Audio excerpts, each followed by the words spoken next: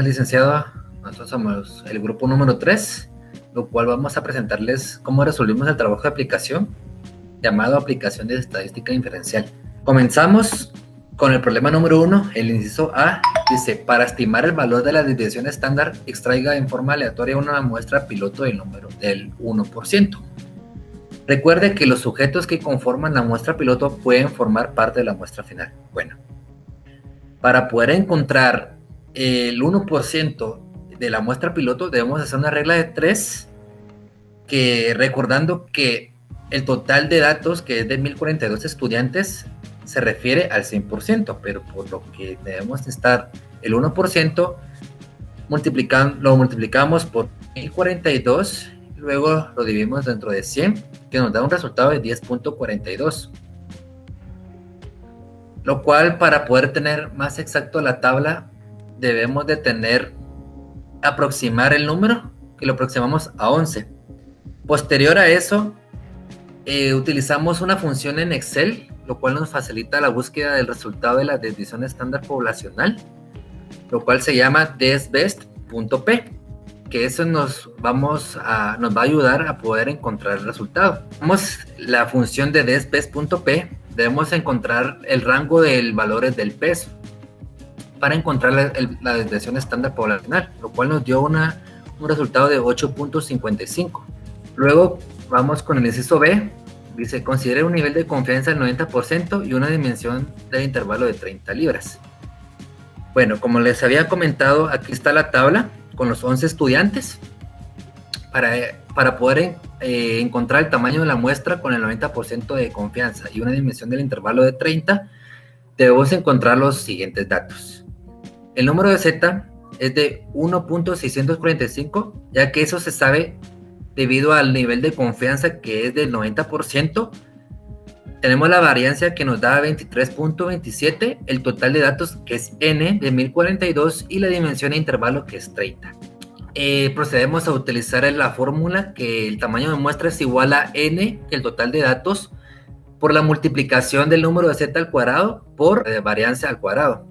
Todo eso lo dividimos dentro de la dimensión del intervalo al cuadrado por el total de datos menos 1, más la multiplicación del número de Z al cuadrado por la variancia al cuadrado, lo cual nos dio un resultado de 6.5167, y lo aproximamos a 7 para que sea más exacto. Mi nombre es Mauro Daniel Castañeda Cantoral. Mi número carnet es 2021-08035. Mi nombre es Pablo Alessandro del Valle de Cospín. Mi carnet es 2021-08007.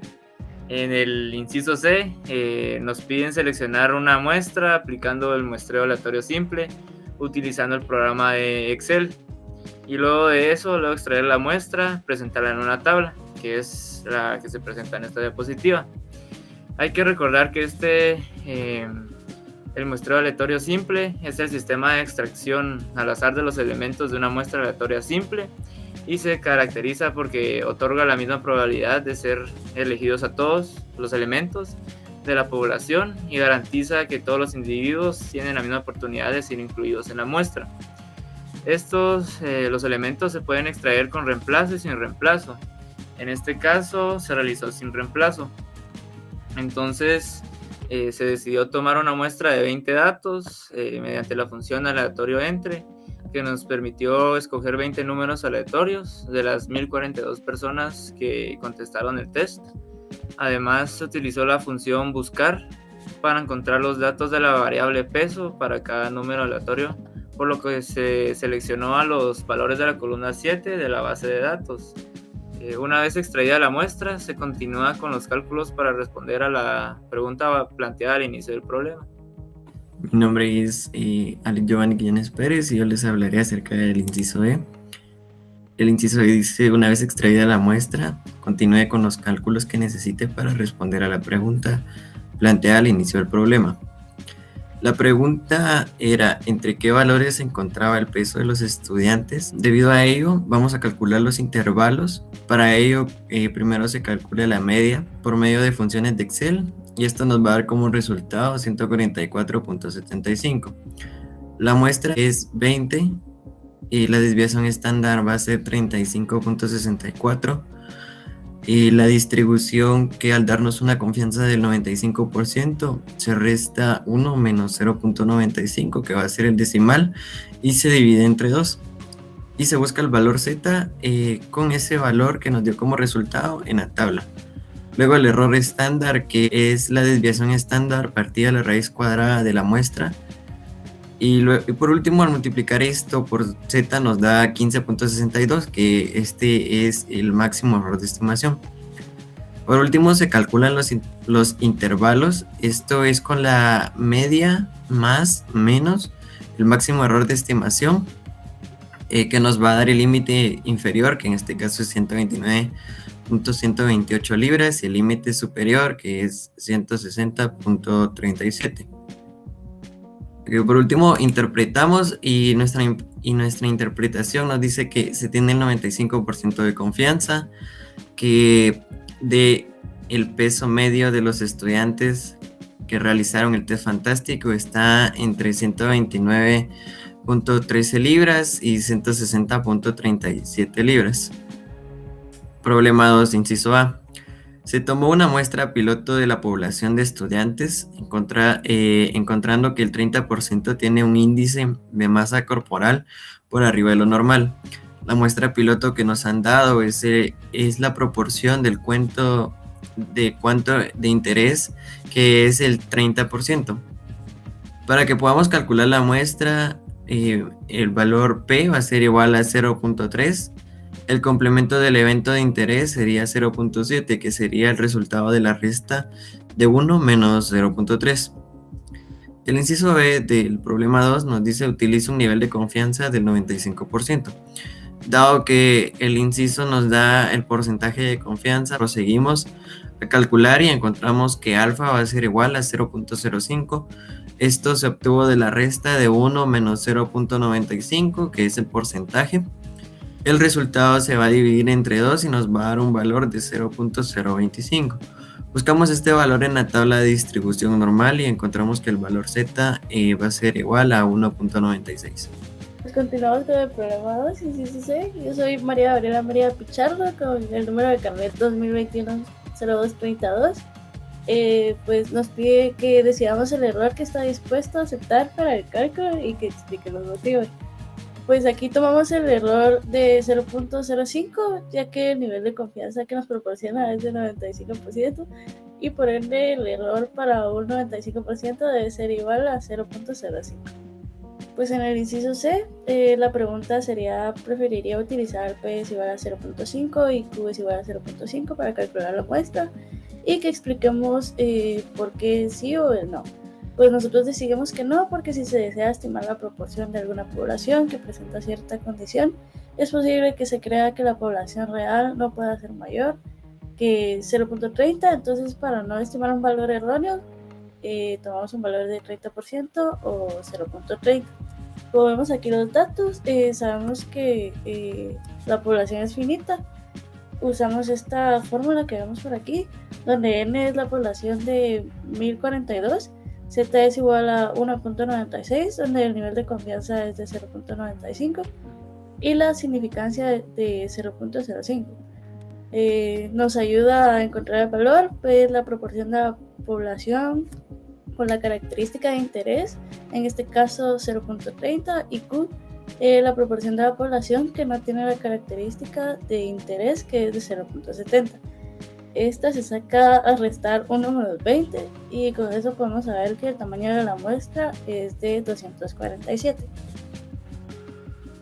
Buenas noches, mi nombre es Dana Elizabeth Roselyn Mejía.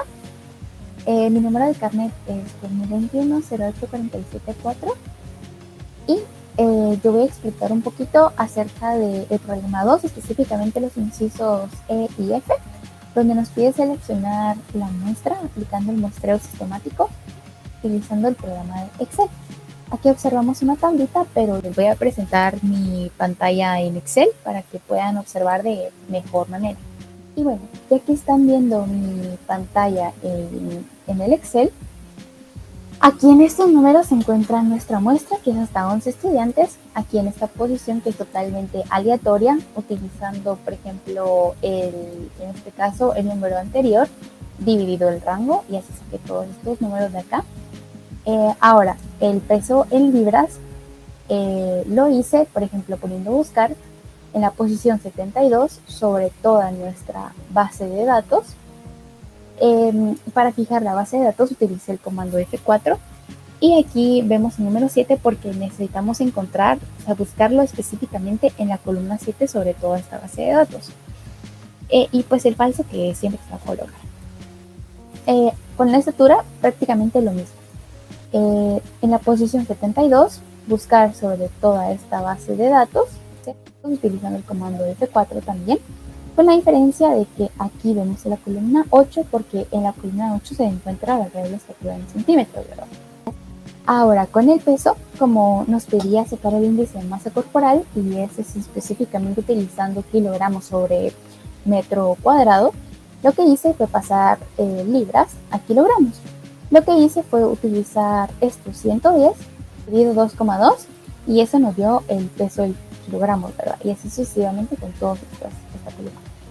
Con la estatura sobre metros, como sabemos, un metro tiene 100 centímetros, por lo que hice fue tomar estos 162 centímetros, dividirlos entre 100 y esto me dio la conversión de metros, ¿verdad?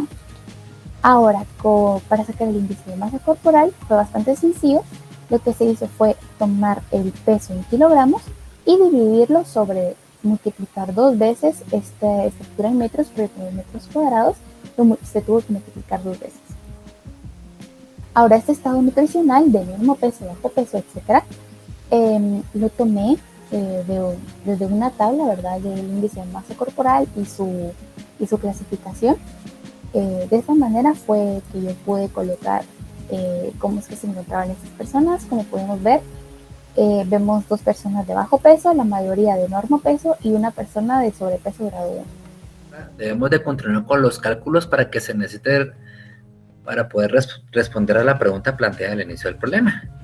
La pregunta es, ¿entre qué valores se encontrará la proporción de estudiantes que presenta un estado nutricional por arriba del normopeso, que es el peso normal, si se requiere que para la estimación una confianza del 99%, lo cual nos dicen que debemos interpretar los resultados de manera práctica. Para ello, los siguientes datos, que N es 247, el total de estudiantes desde 1042, tenemos el porcentaje de confianza que es de 99, tenemos el número de Z, que ya sabemos que el 99% nos indica que también el número de Z más o menos 2.58, tenemos el valor de P de 0.3, el valor de Q que es 1 menos 0.3, lo cual da 0.7. Para ello debemos utilizar la fórmula del intervalo de confianza, que es igual a P más menos por el número de Z multiplicado por 1 menos alfa medios. Todo ello debemos multiplicarlo por la raíz cuadrada de P por 1 menos P y todo ello debemos dividirlo dentro de N. Para poder sacar el factor finito de corrección, que es N dividido dentro del total de datos, debemos dividir 247 dividido dentro de 1042, lo cual da un resultado de 0.237. Esto sí se aplica. Para ello debemos de realizar el siguiente dato, que es raíz cuadrada de P multiplicado por 1 menos P dividido dentro de N. Y luego multiplicándolo por la raíz cuadrada del factor infinito de corrección. Para ello debemos de completar con los siguientes datos, que la raíz cuadrada es de 0.3 multiplicado por 1 menos 0.3 de nuevo, todo eso dividido dentro de 247, multiplicándolo por la raíz cuadrada del factor finito de corrección, que es de 1042 menos 0.237 menos 1, lo cual nos dio un resultado de 0.0254. Pero para poder encontrar los dos valores del intervalo de confianza, debemos de utilizar el valor positivo y el valor negativo. En el valor negativo, que es de 0.3 menos 2.58, multiplicándolo por el resultado del factor finito de corrección, nos da 0.23 o el 23%, y en el valor positivo nos da 0.37 o 37%.